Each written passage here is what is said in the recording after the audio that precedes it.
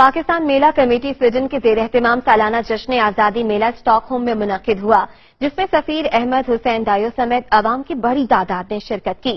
رنگا رنگ میلے میں مقامی سویڈش افراد سمیت دیگر ممالک کے باشندے بھی شریک تھے، جنہوں نے پاکستانی کھانوں کا خوب لطف اٹھایا۔ تقریب کا احوال جانتے ہیں عارف محمود کی اس رپورٹ میں۔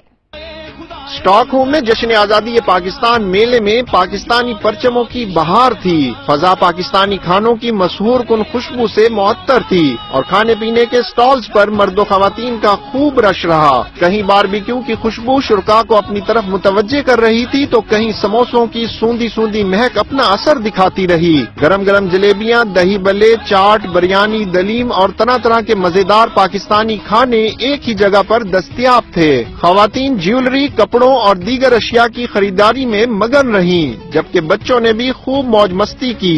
ملی نغموں سے سویڈن کی فضا گونجنے لگی۔ میلہ انتظامیہ کے رکن عامر ندیم اور دیگر شرکاء کا کہنا تھا کہ جشن آزادی پاکستان میلے میں سویڈن کے علاوہ دیگر ممالک سے بھی لوگ شریک ہیں، جو خوب لطف اندوز ہو رہے ہیں۔ پاکستان میلہ اسٹاک ہوم ہو رہا ہے، یہ 10ویں دفعہ ہو رہا ہے اور ماشاءاللہ 2 سے 3 ہزار لوگ آ چکے ہیں، اور پاکستان کا سب سے بڑا ایونٹ جو ہوتا ہے وہ پاکستان میلہ اسٹاک ہوم ہوتا ہے۔